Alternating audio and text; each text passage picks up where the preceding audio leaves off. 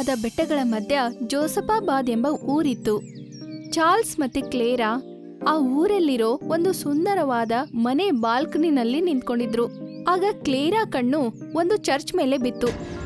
Charles, ಅಲ್ನೋಡು, ಆ ಬೆಟ್ಟದ ಸುಂದರವಾದ ಹಸಿರಿನ ಮಧ್ಯ ಅಲ್ಲಿ ಕಾಣಿಸ್ತಾ ಇರೋ ಚರ್ಚ್ ಎಷ್ಟು ಸುಂದರವಾಗಿ ಕಾಣಿಸ್ತಿದೆ.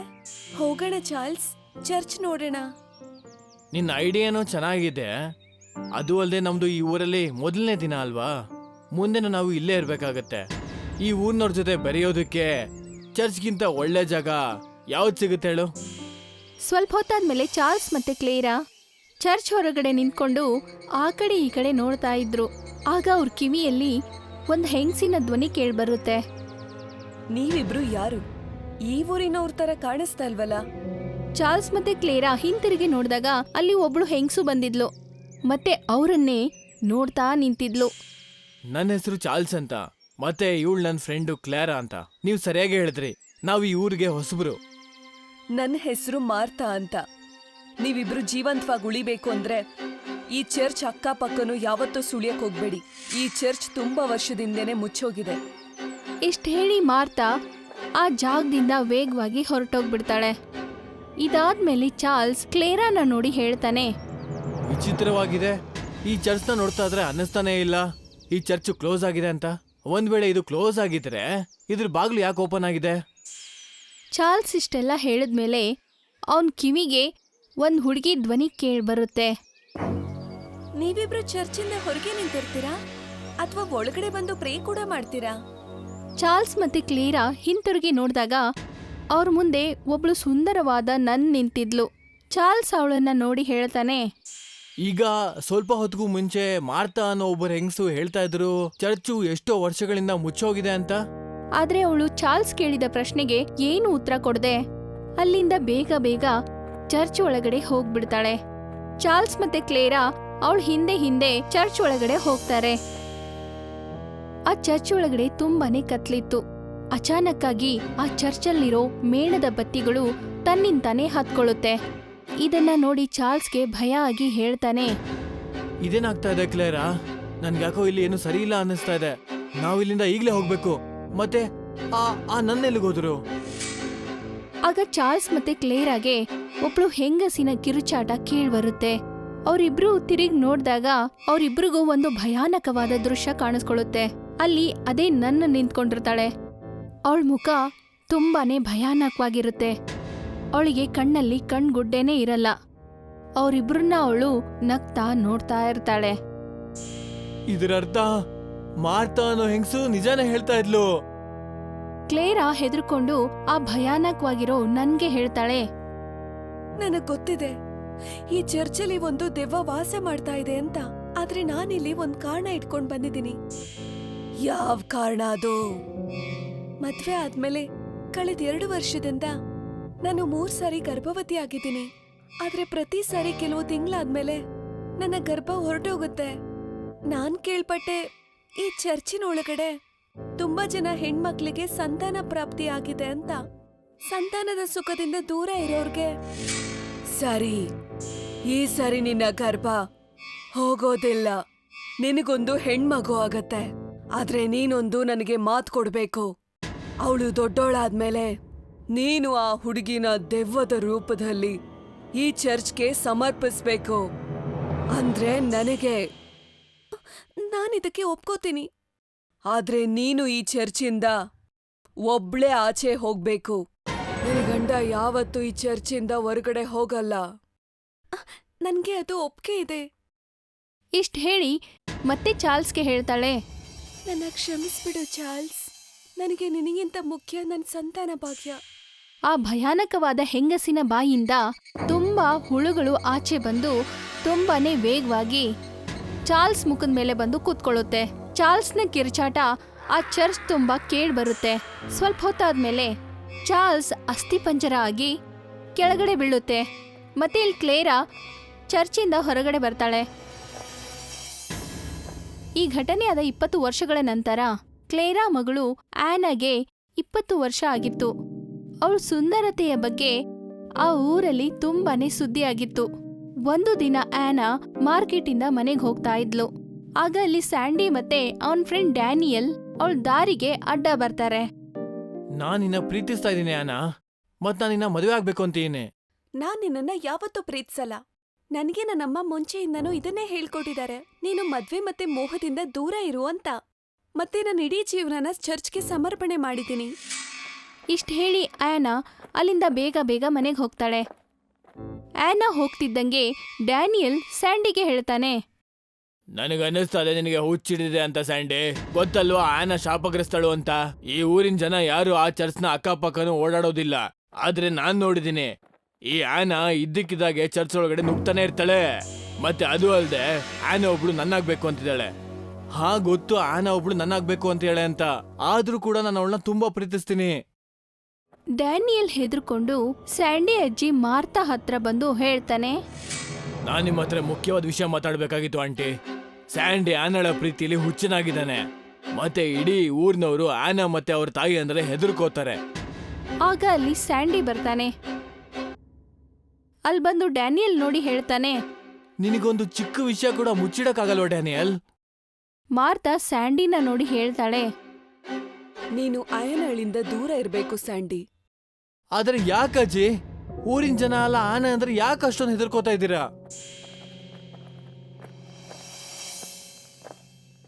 ಮಾರ್ತಾ ತನ್ನ ಕೋಣೆಯಿಂದ ಒಂದು ದೊಡ್ಡ ಬುಕ್ಕನ್ನ ತಗೊಂಡ್ ಬರ್ತಾಳೆ.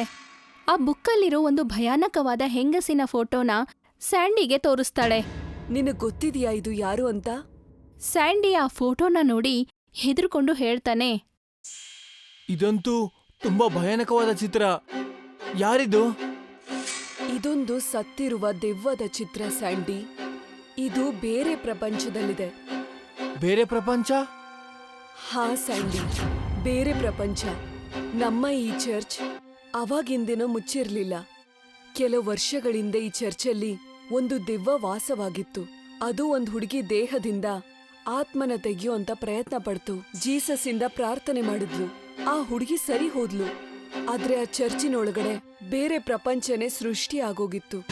ಈಗ ನೀನು ಯಾವ ದೆವ್ವದ ಚಿತ್ರವನ್ನ ನೋಡ್ತಾ ಇದೀಯೋ ಅವಳು ಅಯನಾಳ ಶರೀರವನ್ನ ಕಬ್ಜಾ ಮಾಡ್ಕೊಂಡಿದ್ಲು. ಆಗಿಂದ ಆ ದೆವ್ವ ಶಾಪಕ್ಕೊಳಗಾದ್ಲು. ಆದ್ರೆ ಆ ಶಾಪಿತ ನನಗೂ ಆನಾ ಮತ್ತೆ ಅವ್ರ ತಾಯಿಗೂ ಏನ್ ಸಂಬಂಧ? ಊರವರು ಆನಾ ಮತ್ತೆ ಅವ್ರ ತಾಯಿನ ನೋಡಿದ್ರೆ ಯಾಕಷ್ಟೊಂದು ಹೆದರ್ಕೋತಾರೆ?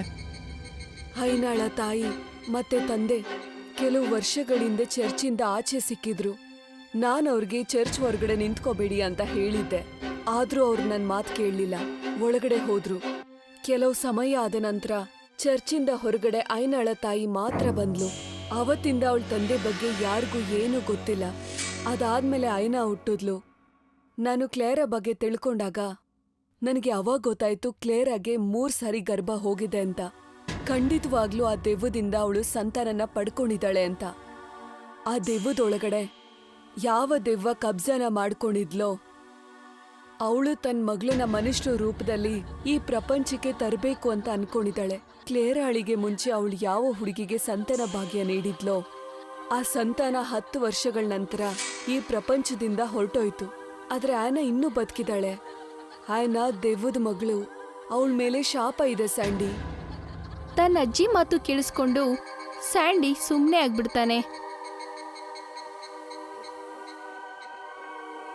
ಮಧ್ಯರಾತ್ರಿ ಆಗಿತ್ತು.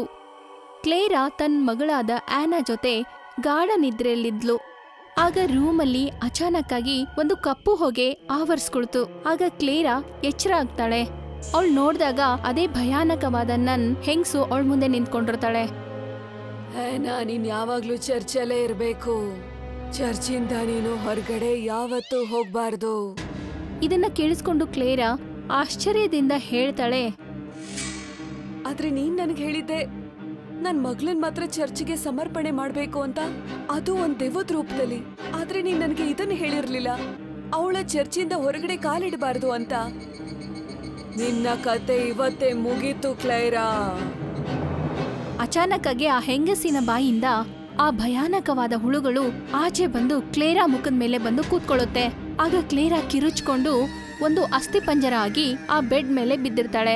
ಆಗ ಏನಾಗೆ ಎಚ್ಚರ ಆಗುತ್ತೆ. ಆಗ ಅವಳ ಎದುರುಗಡೆ ಅದೇ ಭಯಾನಕವಾದ ಹೆಂಗಸನ್ನ ನೋಡಿ ಅವಳು ಕೂಡ ಹೆದರ್ಕೊಳ್ತಾಳೆ.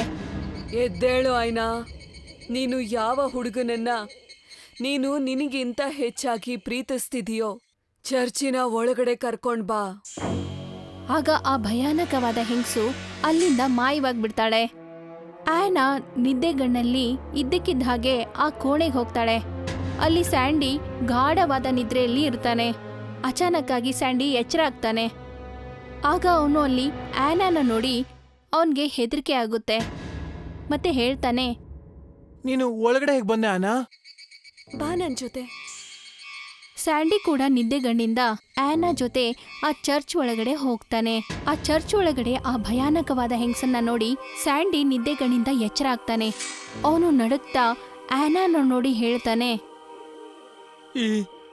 ಇದ್ಯಾರು ಆನಾ?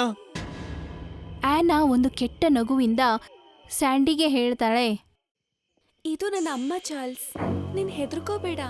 ನಾನು ಮತ್ತೆ ನನ್ನ ಅಮ್ಮ ನಿನ್ ದೇಹದಲ್ಲಿರೋ ರಕ್ತನ ಕುಡಿದ್ರೆ ನಮ್ಮಿಬ್ಬರ ಶಕ್ತಿ ಈ ಪ್ರಪಂಚದಲ್ಲಿ ಪೂರ್ತಿಯಾಗಿ ಕೆಲಸ ಮಾಡೋದಕ್ಕೆ ಶುರು ಮಾಡುತ್ತೆ. ಇಷ್ಟ ಹೇಳ್ತಿದ್ದಂಗೆ ಆ ಹೆಂಗಸಿನ ತರ ಅವಳು ಭಯಾನಕವಾಗಿ ಬದ್ಲಾಗ್ತಾಳೆ. ಆಗ ಅವರಿಬ್ರು ಕಿವಿಯಲ್ಲಿ ಮಾರ್ತಾ ಧ್ವನಿ ಕೇಳ್ಬರುತ್ತೆ. ನನಗ್ ಗೊತ್ತಿತ್ತು ಈ ತರದೊಂದು ನಡೆಯುತ್ತೆ ಅಂತ. ಆನಾ ಮತ್ತೆ ಭಯಾನಕವಾದ ಹೆಂಗಸು ಹಿಂತಿರುಗಿ ನೋಡಿದಾಗ ಅವ್ರ ಹಿಂದೆ ಮಾರ್ತಾ ಒಂದ್ ಗನ್ ಹಿಡ್ಕೊಂಡು ನಿಂತಿದ್ಲು. ನಿನಗ್ ಗೊತ್ತಿಲ್ಲ ನಾನೆಷ್ಟು ಕಷ್ಟಪಟ್ಟು ನಾನು ನನ್ನ ಮಗಳನ್ನ ಒಬ್ಬ ಮನುಷ್ಯನ ರೂಪದಲ್ಲಿ ಈ ಪ್ರಪಂಚಕ್ಕೆ ಕರ್ಕೊಂಡ್ ಬಂದಿದ್ದೀನಿ ಅಂತ. ಮೂರ್ಖ ಹೆಣ್ಣೆ, ನೀನೇನ್ ಅನ್ಕೊಂಡಿದ್ಯಾ? ನೀನ್ ಈ ಚಿಕ್ಕ ಆಟ ಸಾಮಗ್ರಿಯಿಂದ ನನ್ನ ಮತ್ತೆ ನನ್ನ ಮಗಳನ್ನ ಮುಗಿಸ್ಬೇಕು ಅನ್ಕೊಂಡಿದ್ಯಾ? ನಾನು ನಿನ್ನ ಮತ್ತೆ ನಿನ್ನ ಮಗಳ ಬಗ್ಗೆ ಪ್ರಾಚೀನ ಪುಸ್ತಕದಲ್ಲಿ ನಾನು ತುಂಬಾ ಓದಿದ್ದೇನೆ. ಮತ್ತೆ ನನಗೆ ಗೊತ್ತಿದೆ, ನೀವಿಬ್ರೂ ಕೂಡ ನನ್ನ ಮಗನಾದ ಸ್ಯಾಂಡಿಯ ರಕ್ತ ಕುಡಿತೀರೋ ಆಗ ನಿಮ್ಮ ಶಕ್ತಿ ಹೆಚ್ಚಾಗತ್ತೆ. ನೀವಿಬ್ರು ಈ ಪ್ರಪಂಚದಲ್ಲಿ ಶಾಶ್ವತವಾಗಿ ಉಳ್ಕೋತೀರಾ. ಮತ್ತೆ ಇದು ಕೂಡ ಗೊತ್ತಿದೆ, ನನಗೆ ನಿಮ್ಮನ್ನ ಎದುರಿಸೋಕಾಗಲ್ಲ ಅಂತ. ಅಷ್ಟೆಲ್ಲ ಗೊತ್ತಿದ್ರೂ ಕೂಡ ನೀನಿಲ್ಲಿ ಸಾಯೋಕ್ ಬಂದಿದ್ಯಾ? ನೀ ನನ್ ಪೂರ್ತಿ ಮಾತನ್ನ ಕೇಳಿಸ್ಕೊಂಡಿಲ್ಲ. ನಾನೇನಾದ್ರೂ ನನ್ ಮಗನ ಸಾಯಿಸಿದ್ರೆ ಆಗ ನನಗೆ ಚೆನ್ನಾಗ್ ಗೊತ್ತಿದೆ ನೀವಿಬ್ರು ಶಾಶ್ವತವಾಗಿ ಈ ಚರ್ಚಿನ ಒಳಗಡೆ ಬಂದಿಯಾಗಿರ್ತೀರಾ ಅಂತ. ಅಲ್ಲಿಗೆ ನಿಮ್ ಶಕ್ತಿ ಕೂಡ ಮುಗ್ದೋಗುತ್ತೆ.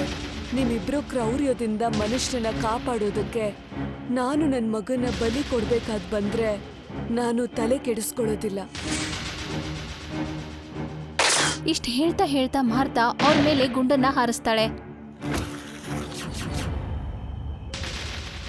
ನೀನೇನ್ ಮಾಡ್ದೆ? ನಿನ್ ಮಗನನ್ನ ನೀನೇ ಸಾಯಿಸ್ಬಿಟ್ಯಾ? ಆಗ ಭಯಾನಕವಾದ ನನ್ಗೆ ಮತ್ತು ಆನಾಗೆ ಬೆಂಕಿ ಹತ್ಬಿಡುತ್ತೆ. ಮಾರ್ತಾ ಆ ಚರ್ಚಿಂದ ವಾಪಸ್ ಹೋಗ್ತಾಳೆ. ಒಂದು ಜೋರಾದ ಬಿರುಗಾಳಿಯಿಂದ ಆ ಚರ್ಚಿನ ಬಾಗ್ಲು ಮುಚ್ಕೊಳ್ಳುತ್ತೆ. ಡ್ಯಾನಿಯಲ್ ತುಂಬಾನೇ ಹೆದರ್ಕೊಂಡು ಮಾರ್ತಾ ಹತ್ರ ಹೇಳ್ತಾನೆ, ಇದ್ ನೀವೇನ್ ಮಾಡ್ಬಿಟ್ರಿ? ಮನುಷ್ಯನ ಕಾಪಾಡೋದಕ್ಕೆ ನನ್ನ ಹತ್ರ ಇದಕ್ಕಿಂತ ಒಳ್ಳೆ ಉಪಾಯ ಇರಲಿಲ್ಲ. ಈಗ ಆ ದೆವ್ವ ಮತ್ತೆ ಆ ದೆವ್ವದ ಮಗಳು ಶಾಶ್ವತವಾಗಿ ಆ ಚರ್ಚ್ ಒಳಗಡೆ ಬಂದಿಯಾಗಿರ್ತಾರೆ. ಇನ್ನು ಅವ್ರು ಯಾವತ್ತೂ ಹೊರಗಡೆ ಬರೋದಿಲ್ಲ. ಇಷ್ಟ ಹೇಳಿ ಮಾರ್ತಾ ಡ್ಯಾನಿಯಲ್ನ ಕರ್ಕೊಂಡು ಅಲ್ಲಿಂದ ಹೋಗ್ತಾಳೆ.